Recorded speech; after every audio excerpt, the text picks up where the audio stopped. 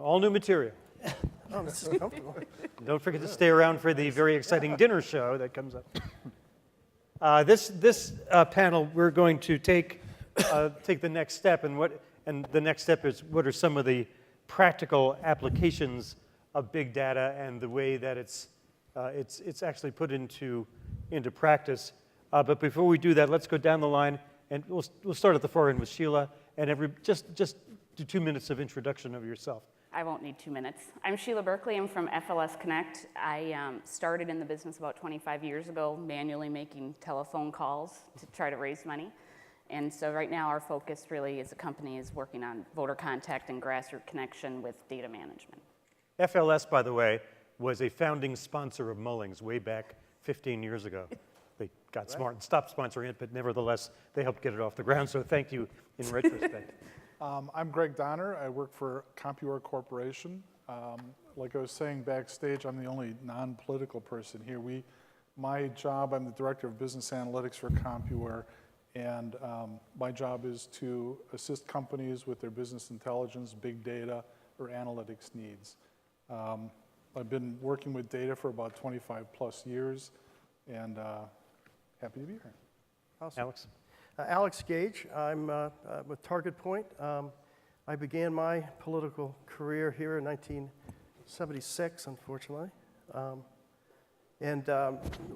We actually built the first voter file for the state of Michigan called the Mish List, it was called. 1996, and Abraham, who was that U.S. Senator you guys had? Spence Abraham was the executive director of the Republican Party then. But to build a list, we had to go to every county and get the paper copies of the voter things and then take them and have them put into punch cards. Does anybody know what a punch card is? Well, let's take a look at one. Can you see it? Are they going to show? There you go. So if you go into a high school or a college today and ask a kid what a punch card is, but that's the way data was entered into computers back then. You literally had to punch it into a card and run it into the computer. 50 years ago, on September 2nd, NBC decided to expand their evening news from 15 minutes to 30 minutes. Mm-hmm. And my point I want to make is just, this world is so changed, and there is so much data out there that that I don't even understand it all. That's why I'm glad I'm here. All right, thank you. Ryan? My name is Ryan Meerstein. I'm an employee with Targeted Victory. We're a digital marketing firm out of Alexandria, Virginia. This past cycle, I spent 1.5 years in Boston in Romney headquarters working with their online advertising, so hopefully be able to talk a lot about that today and give some perspective and feedback from that operation. Previously, though, in politics, was really on the political side first. I was the executive director of the South Carolina Republican Party, and in 2008, the state director in Ohio for McCain-Palin. Robert? Excuse me. My name is Robert Sechrist. I'm the digital director for the Republican State Leadership Committee. We are focused on all the down-ballot races, so Lieutenant Governor, Secretary of State, State House, State Senate, Attorney General, and I think I got them all. Yep. So in my role as the digital director, I do a lot of, I work with all these different campaigns and candidates and House caucuses and Senate caucuses and try to help them kind of with the tools that we offer our candidates through our various partnerships, try to help them kind of improve their operations, their political operations, and their fundraising operations. So I'm glad to be here. Thank you. So prior to being the star of stage, screen, and miniseries and musicals that you see before you now, I was a city councilman in Marietta, Ohio, 45750, a town of about 14,000 people. And back in those days, in the early 80s, I guess, late 70s, back in those days, the data was literally going to the county courthouse and trying to find out who voted in the various precincts. I think there were 21 precincts in Marietta at the time. So I spent hour after hour after hour just going through the voting rolls, literally to figure out where I should spend my time knocking on doors. It didn't make any sense to me, I was the news director of the radio station, to knock on doors of people who weren't likely to vote anyway. So in that way, I was in a small way into big data just by virtue of not knowing how else to do it. But on a grander scale, let's everybody take a whack at how, in the terms that you were just describing of the jobs that you do, how is big data actually used by these campaigns? Not presidential campaigns, that we get that joke. But when you're getting down to AGs and state senate and state house races, how would a typical campaign actually make use of this stuff? Well, it helps create your target universe, and I think that's been done for a while. I mean, I think part of it is to kind of, you look at your targeting, and you look at your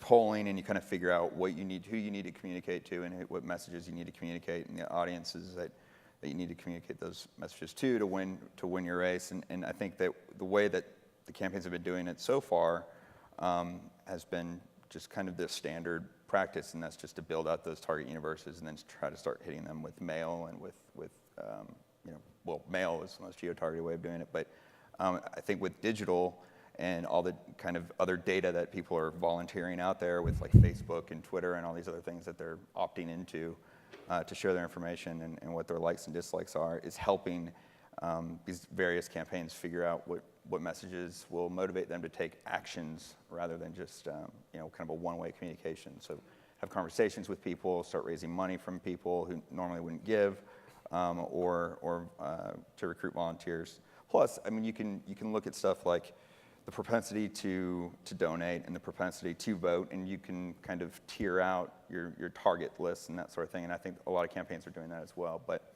there's definitely room for improvement in using big data. And I think because of the presidential election last year, everybody is, and the fact that all this data stuff's getting cheaper to do, people are starting to realize that they can employ this into their campaigns and into their organizations as well. So.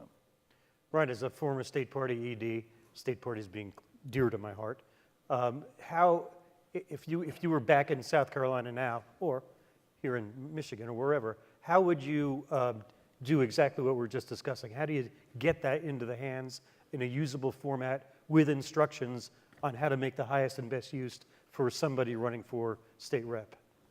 Yeah, I mean, going back to what you originally said, I think you may have hit the nail on the head with maybe one of the biggest data problems we have is no structure, infrastructure, platforms in place to be able to deliver it to those size campaigns. And I think it's going to be on the national committees, the larger firms that want to be players in this, to develop technology that someone like a state party can use. Because having sat as an ED at a state party and knowing, looking at your monthly bills, a lot of times there's not a lot of extra cash flow there to do these things that we all talk about and want to do. One example I was telling the guys about beforehand is in the next few weeks, Target Victory, and sorry to pitch already here, but Target Victory is going to be rolling out a platform that we believe can be useful for this, because we believe state parties, state house races, and even some congressional races, when it comes to something like online advertising, maybe even get priced out where they can't even go to an agency because they're not going to spend enough. So we'll be rolling out a platform where anyone with a credit card and either video content or Facebook content can come and advertise with the data that we have housed behind it. So the political data, the geo data, and the other demographics. But I think that is one of the large data problems that we have, and hopefully we can talk about that in different aspects today. Alex, you and I have been in this thing for a long time. Somebody came up in between panels and said, at the end of the last panel, they were talking a little bit about using this, getting face-to-face communications, using this to get somebody to talk to somebody. The classic example is unions sending busloads of people in at the tail end of an election to speak to union households. They know they have a commonality because they're a union household. They can skip the 14 houses in between the union households and be very efficient. But why don't you talk a little bit about how this stuff really does get into the hands of the people literally on the street? Well, obviously what the panel, before this panel, there was somebody cited the statistic that 35% or something of people under the age of, what was it, 28 or Yeah, under 30. 30. don't have a TV. Don't have a TV. And so what really is evolving is how do you touch people? And the other thing I think that's evolving is for the political parties is to realize to treat their contacts or their members as shareholders, that they get constant. It seems like, we only target and communicate with people from September 6th to Election Day. And it should be much more, the other term somebody used in the previous was voter customer care, that you're constantly, and whether that's knocking on your door, whether that's having you go to a meeting, whether it's digital, just how you touch people. And I still believe that billboards are important, and that it's billboards, digital, my iPad, my computer. It's just getting huge. And the thing about the big data thing is not the actual ability of computing and so forth. It's the storage of it. That's what has been incredible in the last 20 years. NASA takes a picture of the universe every 10 minutes and stores that data. When the NSA issue came up, I listening to it on the radio. I go, well, duh. Of course, they would, But I think these guys that are in the digital world now, which did not exist, 8 years ago, are figuring out how. But to me, it is figuring out when and how and all the different ways to touch people and to communicate to them. Gregg, let me come back to you. Sheila, you came out of the fundraising world. I did. Which is face-to-face, one-on-one. Yeah, exactly. So why don't you talk about some of these issues as well, using big data to drill down to find out not what 10,000 people are likely to do, but what the one person that you want to donate money is interested in. One thing when we started digging into kind of the big data concept, I realized that I'm never going to be the data scientist. And so we really focused much more on what does it really mean. And in the end, what it means is all of what you do every day and your volunteers are doing every day does not change. So we're still going to be making phone calls to raise money. You're still going to want a door knock. None of it replaces. All it's doing is supplementing who to talk to and how and what to say. And so from a fundraising perspective, we used to have printed call sheets, manually make phone calls. We'd ask for money, you'd ask for a vote, you'd get an ID. And now what big data does is it's online clearly. You're not manually dialing anymore, you're knocking on a door still. But what it does is it makes sure the efforts and the money you're spending on that is better targeted. And so I'm no longer going to call Rich Galen and ask for money for the Minnesota party. I'm going to call because he's local and I'll know what his Facebook post was yesterday. Just kidding. But all it does is enhance everything you know about a person and make the message much more personal and authentic. And so instead of telling someone, you can actually hold a conversation with them because you know more about them. Gregg, CompuWare has been a leader in this area, in the area of at least in our world, campaigns, political parties, for as long as I can remember. Mm-hmm. What kinds of things have you seen over the last few years that have really changed the playing field as sort of the back-end provider? Well, from a back end, the things that have changed dramatically from a data perspective is, first of all, the value of big data, or the cost of big data storage is dropping dramatically. The processing itself is increasing exponentially. I've been in business intelligence for years, about 15 to 20 years. And we used to get, the problem of a lot of data has always been there. We always had a lot of data. The way we solved it before was we would summarize it as best we could, and then we'd throw out the detailed stuff. So if you wanted to go back 2-3 years, do some trending, you couldn't do it anymore. It was all summarized type data. And you are always moving the data from one place to another place, transforming the data. That has changed tremendously. Now you can get as much data as you want, literally, and store it in one place and keep it for as long as you need to keep it. And from a practical application perspective of this, from a business perspective, what a lot of companies now are doing is they've been disrupted, a lot of large companies, because of social media. The old interaction that they used to have and was normal with clients before is broken now, because people don't respond to surveys anymore. They don't respond to emails that much anymore. If they have issues, they get on Twitter, they get on Facebook, and they talk about it that way. So a lot of companies now are getting into social media analytics. So we're working with a large automobile company, building out a use case for them. They're looking at early warning service type issues with their automobiles. So is their new model being accepted? So we're going out there and analyzing Twitter, basically, bringing in all the data and analyzing it based on certain variables and keywords that has to do with service, engine, headroom, sound, whatever. And bringing it back and seeing if there's an early warning. Is there something wrong with the new model we just released? But if they find that, what do they do? I mean, it's hard to retool for a whole new car Right, 3 months but after you've introduced it. at least they're warned about it. Instead of getting a consumer reports that people say the automobile is horrible, they can change their reaction with their clients. They can start contacting them and reacting quicker than they were able to before. So service with big data has become a big thing. Also, getting sort of a 360-degree view of your customer is also becoming a large item with social media analytics in firms. I was the executive director of GoPack for a while, so what you guys are doing is, again, close to my heart. Is there any, have you collected enough data to be able to say, in these sorts of circumstances, whether you're running for state senator in Oregon or state rep in Texas, these are the likely outcomes, or these are the best practices? Has it gotten to that point where you can transfer across those sorts of lines? No, not what we're doing.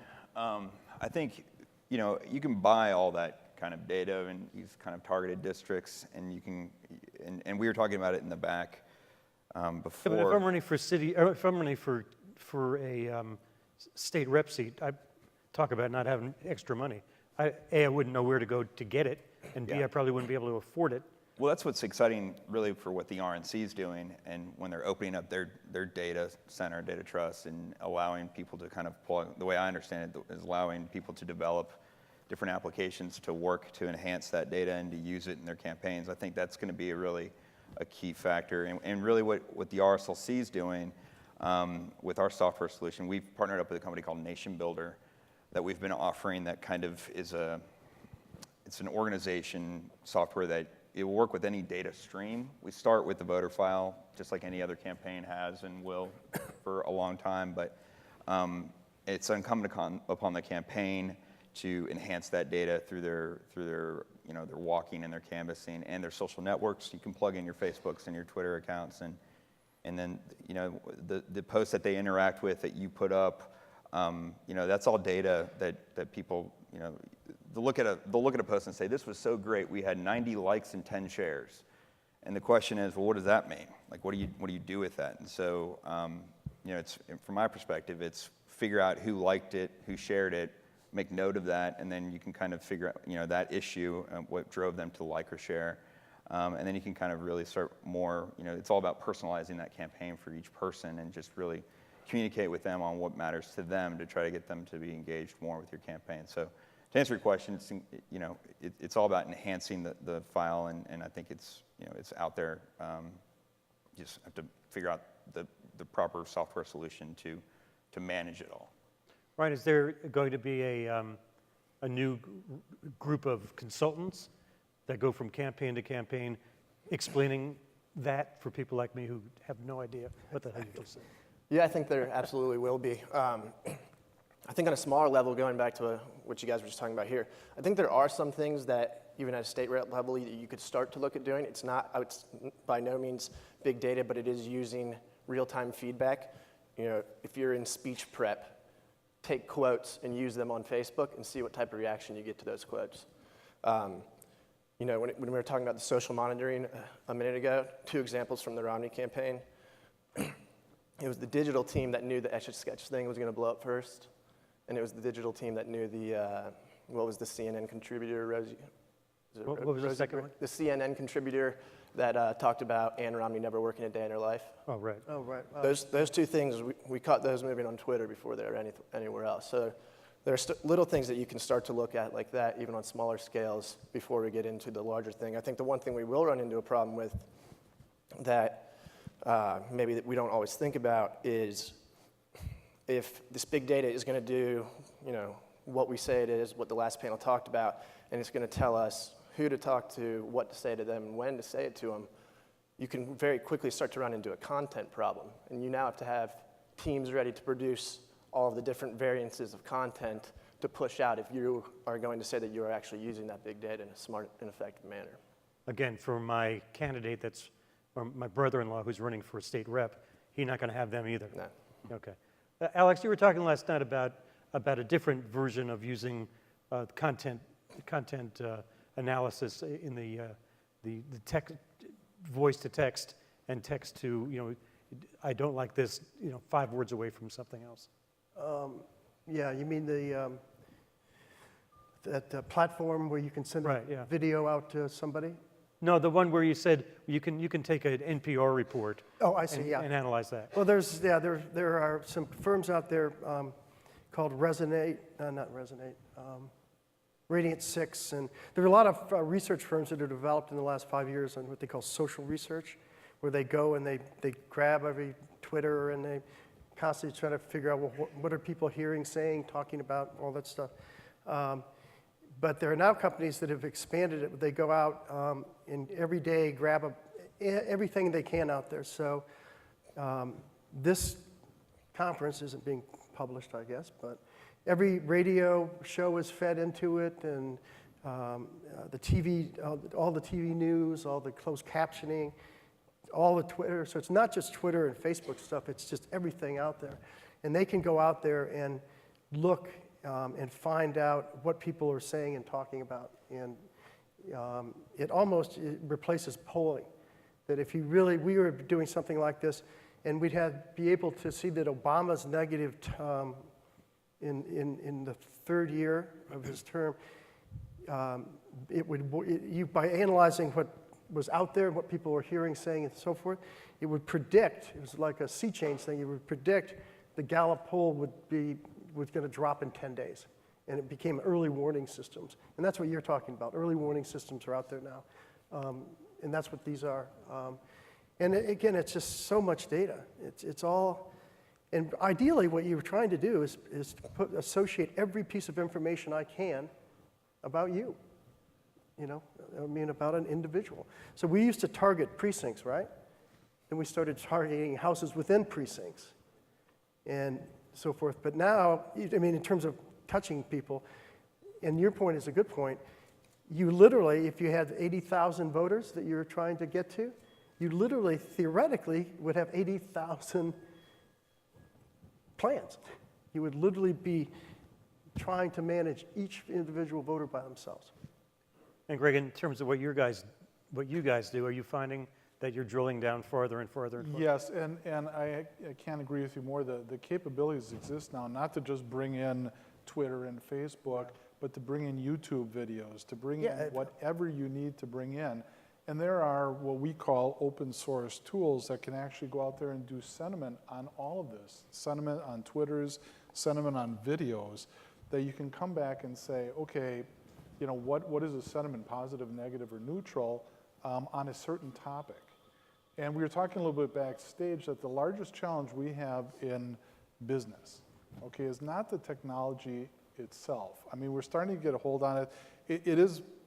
There are a lot of pieces of the technology put together, but once you put it together, it's pretty reusable. The issue we're having as we walk into the automotive industry or manufacturing industries is finding the subject matter experts, or what they're calling data scientists today, to be able to take this vast amount of data and actually make sense out of it. So what are those topics that you want to go after, right? It's in the auto industry, you want to find out, what people think about your quality, your service. What kind of topics, what kind of conversations should we be monitoring? That takes somebody with a lot of industry expertise, and I'd imagine from a political side, Same thing. that is the limiting factor, at least from a commercial side of big data, is the people that actually understand and can, like you said in backstage, change that into wisdom. Yeah, instead I of mean, just data is dumb. And you got to take it data, you turn it into information, information into intelligence, and theoretically into true wisdom someday. And that's the other thing is as I said back, is that it's data, technology, but the most important element, they're people right. and intellectual property that can. Sheila, why don't you pick that up as our designated face-to-face expert in this She's our data. business? How does FLS, for instance, use these kinds of data to actually get to the point where you know what question, or what question you want to ask to elicit a response that is then usable? And again, going back to those feedback loops. It's not magic dust. And one thing that we've learned about big data really is that what it does is it lets you test a lot of things a lot faster. So you can make mistakes and move on really quick until you find out what works. And so at FLS, a lot of what we do, if we're talking about telephone calls, it really is what message is working. Prior to making the phone call, we can find out who really isn't interested in this message. Believe it or not, there's people who still like phone calls and will call them more than once. We have apps that we're using right now, just practically a geo map for door knocking, and what we've been able to do with that is really trying to enhance it using being able to collect credit card, take donations when your volunteers are walking. But again, what it's doing is targeting your volunteer efforts and the hours that you have that are so limited to the right people.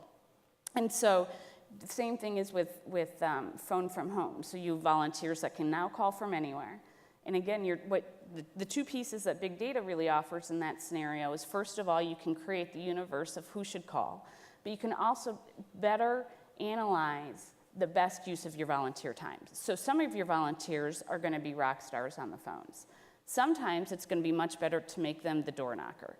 And so what these concepts let you do is track it, and so you can learn from it quickly, you can try new things fast and turn it around, and you can use what you have at your hands.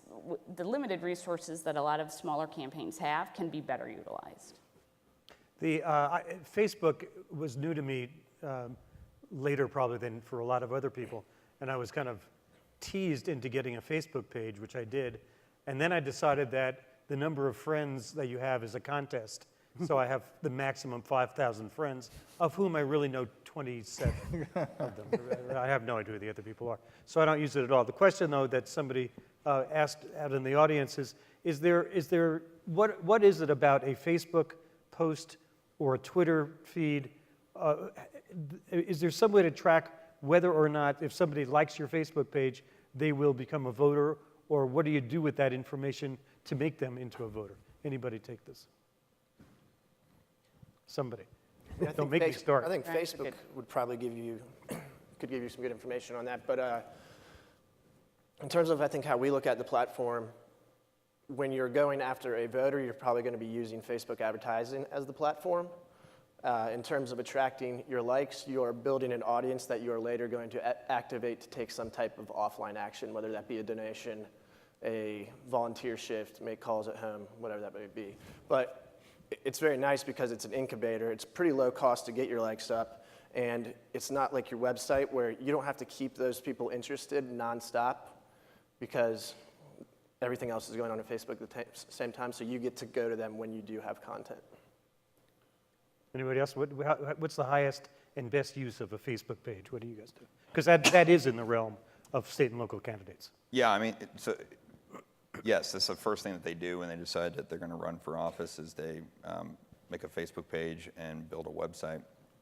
And and a lot of them will look at their Facebook page likes, and if they don't see it going up or something like that, they get a little discouraged because of that. But I think it's important to build it. I don't know what how successful the conversion rate is when you are trying to activate your Facebook likes into, a donation or into a volunteer. I think the way that we kind of approach it is to build those likes up, and then you can more effectively communicate other kind of online actions like take this petition or fill out this petition or fill out this survey and that sort of thing.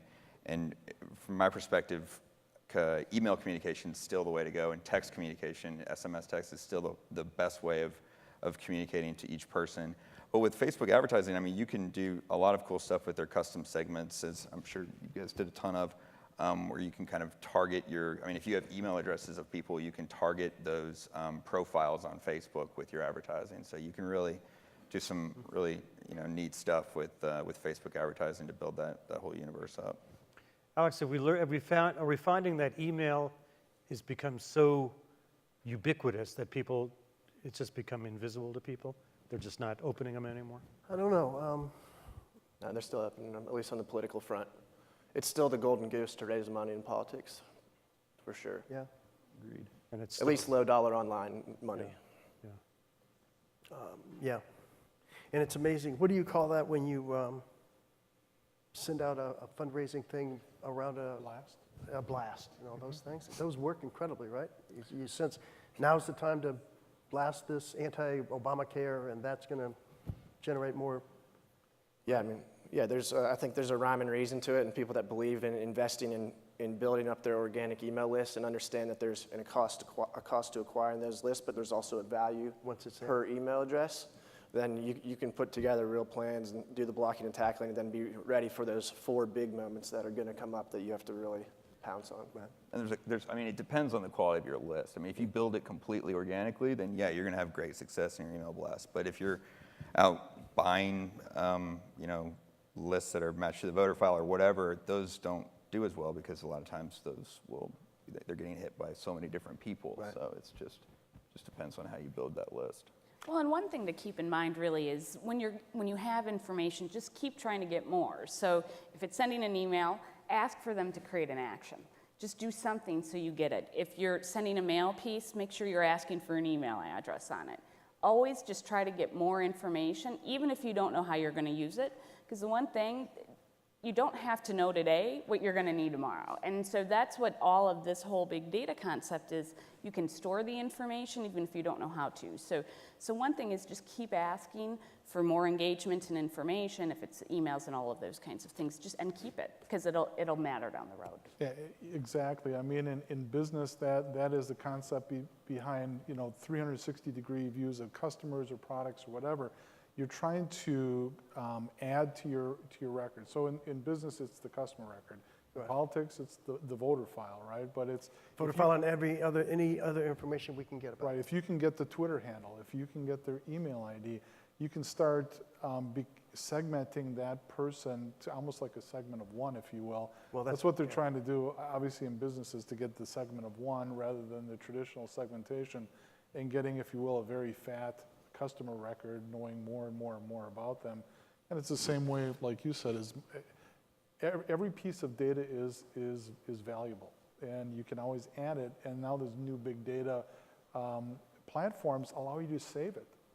And if very important if that analysis, if a year from now you say, well, this may be a valuable piece of information, it's still there. You just have to put your analytics on top of it. Right. Instead of having data disappear, the capability now is there to keep it literally forever.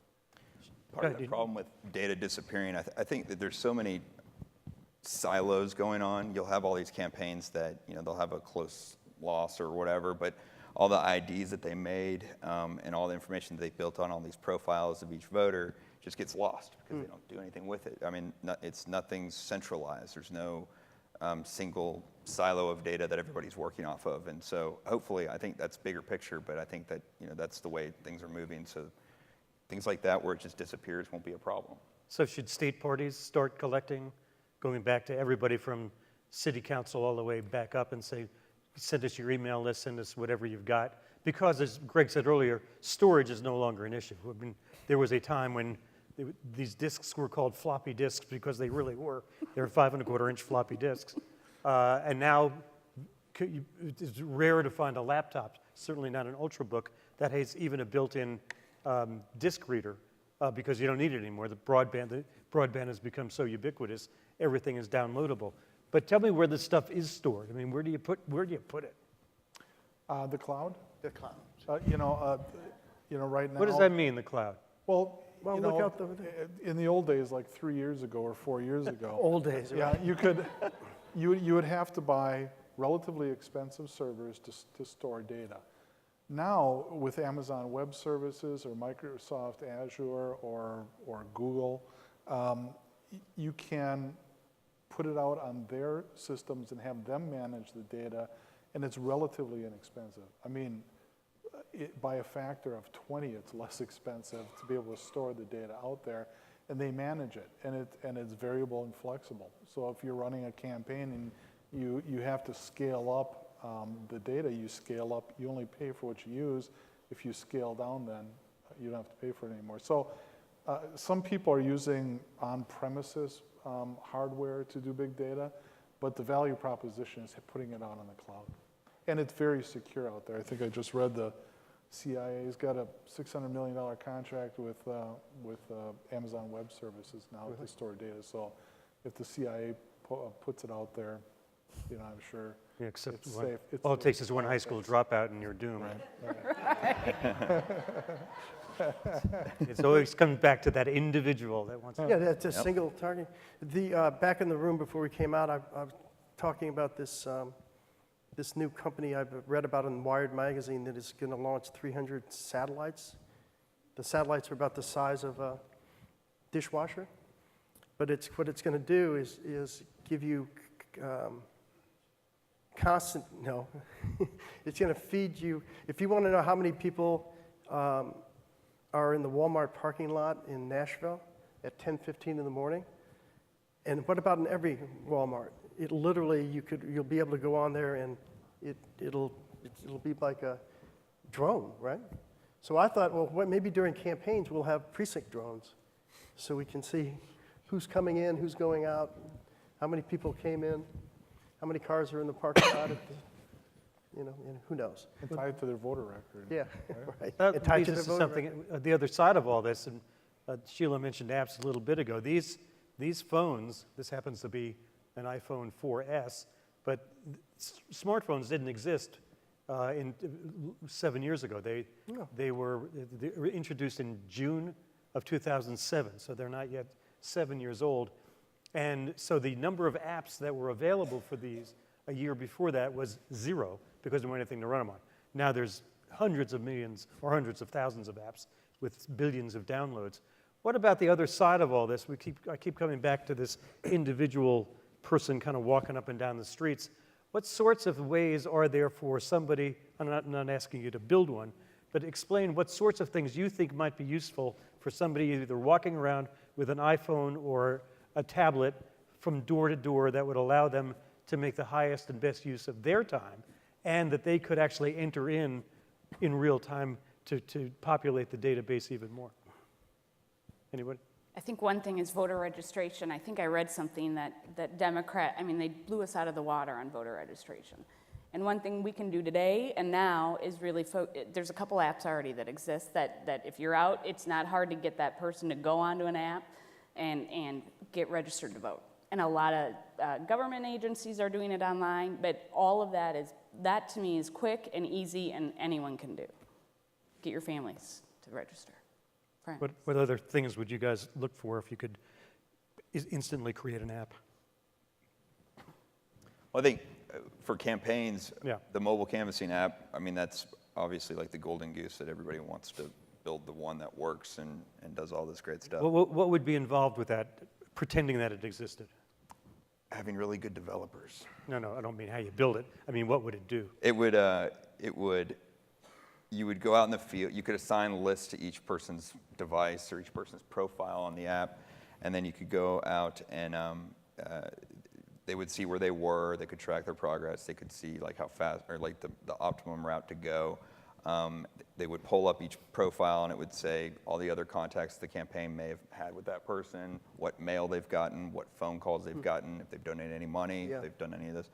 And even if they are a supporter and they donate money, just knock on the door and say, thank you. Can you donate $25 more?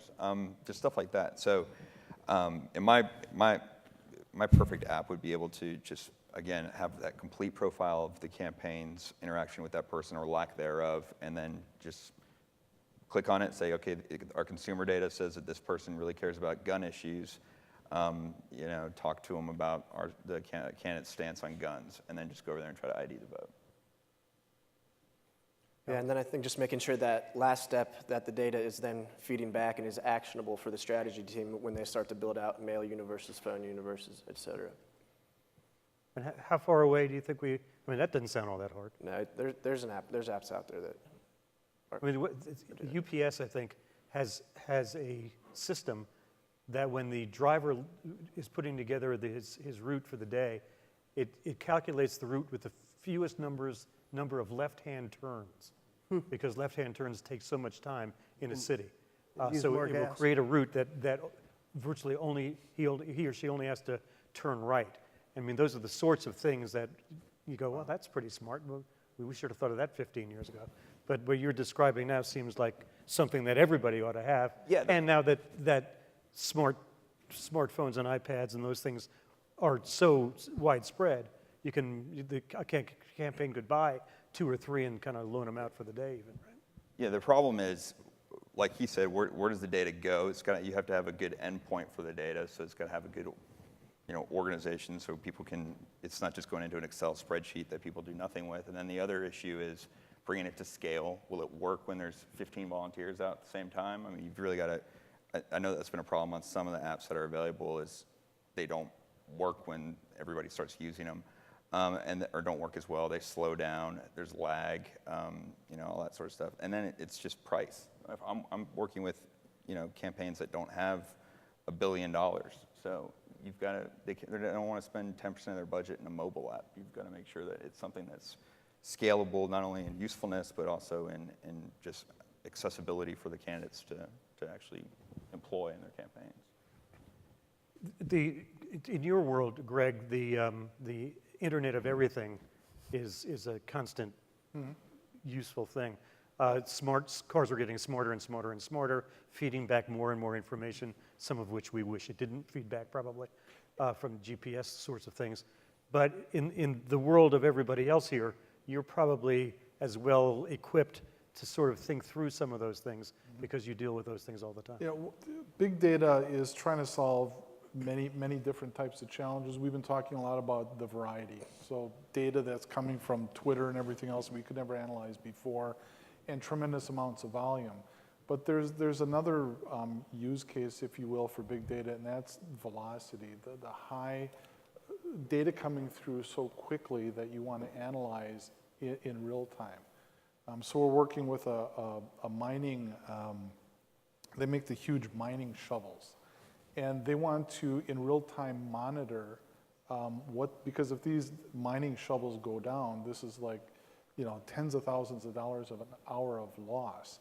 So big data, we have big data tools now that can analyze in stream what is happening and do predictive analytics on it. So if they notice as the data stream is going by that somebody's hitting that shovel against the rock more than 5 times in an hour, they're going to call wherever they are in Madagascar or whatever and say, shut the shovel down, it's going to break.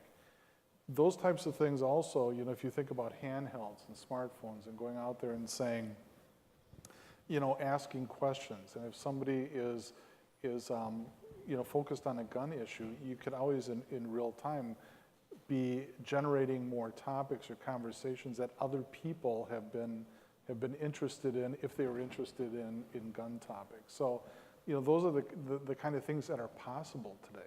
But again, it's having that imagination to be able to say, how would we display this? What is useful for somebody when they're in face-to-face contact with a voter? What would be useful to talk about? Because the technology is there. And you talk about, if you get more than 5 or 10 or 15 people on where it's bogging down, these new big data tools are very high velocity tools that can handle that kind of data flow. I have about 3 different people that want the same question answered, and this one is typical. How can technology boil down big data to answer specific questions? We've sort of danced around this, but let's try to drill down on it a little bit, as opposed to looking for responses. How do we figure out how to use this to ask the right question in the first place? Sheila, you want to take a whack? Can you say that again? No. What was the question? How do we use all this big data to know what questions to even ask? You mean to ask the voter or to, No, for as, us? as professionals to ask voters. I mean, one thing Gregg talked about a little bit, and I think this is prevalent in business, but is really define your use case. So find out what is your target. And so if your target is, today I am worried about raising money to do X, Y, or Z, what big data is going to allow you to do is say, okay, I've seen when I've talked to that person at this time of day, or with this message it worked or didn't work. And so in order to use big data, you need to know what you're asking, but you also have to allow creativity. And so right now we're struggling trying to figure out, we know a lot of the data that has mattered in past elections. It's vote history and it's age and geographic and gender, and we can use that. And one thing I think as a topic in big data we're still struggling with is how exactly to use social media. I don't think there's an answer to that right now.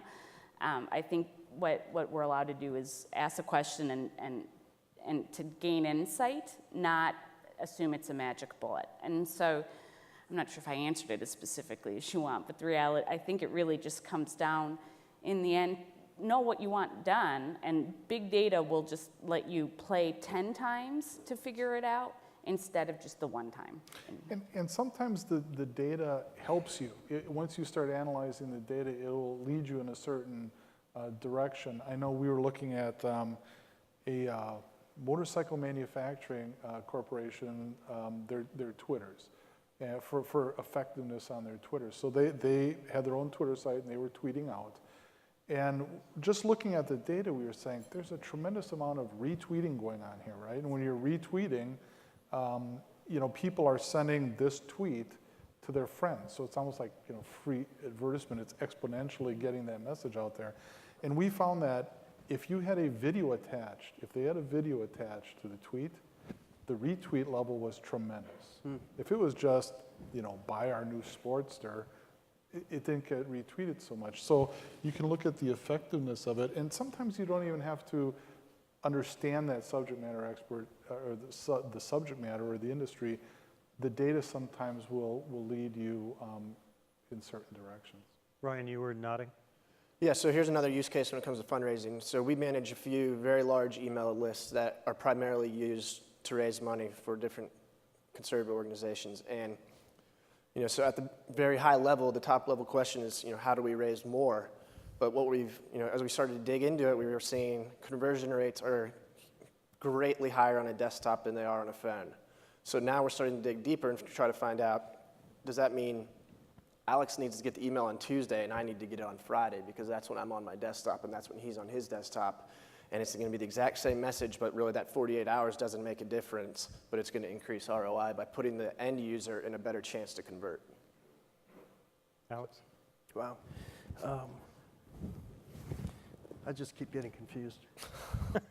But no, the technology, the key is you put the tool in front of somebody and they'll figure out what to do with it.